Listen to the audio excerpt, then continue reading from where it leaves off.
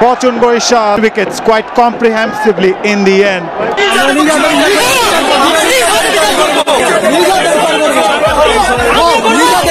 যদিও স্রেফ সন্দেহ আর তদন্তের পর্যায়ে আছে ফিক্সিং এর অভিযোগ, চলতি আসরেও ফিক্সিং এর গন্ধ পাচ্ছেন অনেকেই। ক্রিকেটার সহ ফ্র্যাঞ্চাইজিদের জড়িত থাকার খবরও ভেসে বেড়াচ্ছে ক্রিকেট পাড়ায়। এবার ম্যাচ ফিক্সিং করার অভিযোগে ঢাকা ক্যাপিটালসের মালিক শাকিব খানকে পুলিশ গ্রেপ্তার করলো, যেখানে গ্রেপ্তার করার সাথে সাথে থানায় নিয়ে যান শাকিব খানকে। ঢাকা ক্যাপিটালসের ওনার শাকিব খান সাংবাদিকদের রিপোর্টের মধ্যে বেরিয়ে এসেছে কী কারণে কী জন্য শাকিব খান বরিশালের সাথে ম্যাচ ফিক্সিং করেছেন, যেখানে খুব খারাপভাবে হেরেছে বরিশালের সাথে ঢাকা ক্যাপিটালস।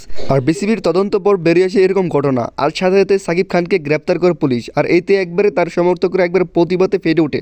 প্রিয় দর্শক, যেখানে দেখা যায় তাকে থানা নিয়ে গিয়েছে পুলিশ এবং অন্যান্য সকলে মিলে।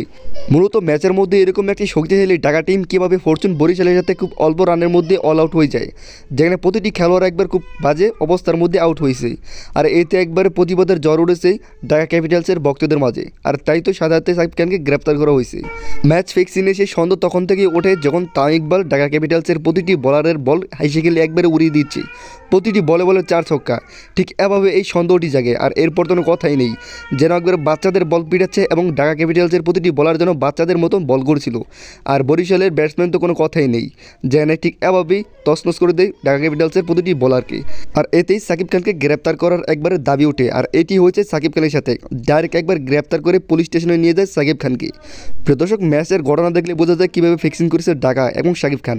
6 ওভার 3 বলে 77 রানের মাধ্যমে জিতে যায় বরিশাল।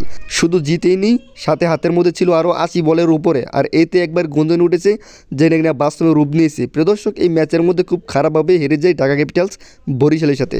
তবে প্রিয় দর্শক, কত টাকার বিনিময়ে ঢাকার যে ওনার শাকিব খান তিনি বরিশালের সাথে এই ম্যাচটি ফিক্সিং করেছে সেটা এখনও ভালোভাবে জানা যায়নি।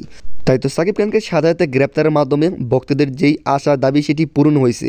কেননা এত বাজেভাবে বরিশালের সাথে হেরে যাবে ঢাকা ক্যাপিটালস কোনোভাবে ভাবতেই পারেনি ঢাকার ভক্তরা। একবার খুব কম রানের মধ্যে সবাই একবার আউট হয়ে যায়। তবে ম্যাচ দেখলেই বোঝা যায় কীভাবে বাজেভাবে এই ম্যাচটি ফিক্সিং হয়েছে। খুবই অল্প মনোযোগ দিয়েছিল ঢাকার খেলোয়াড়রা। আর এতে একবারে পুরো একটি গন্ধন উঠেছে, যেটি কিনা বাস্তবে রূপান্তরিত হয়েছে। প্রিয় দর্শক, আপনারা যদি এই চ্যানেলটিতে নতুন হয়ে থাকেন প্লিজ এই চ্যানেলটি সাবস্ক্রাইব করে আমার পাশে থাকবেন। সবাই ভালো থাকবেন, সুস্থ থাকবেন। দেখা হবে নেক্সট কোনো ভিডিওতে।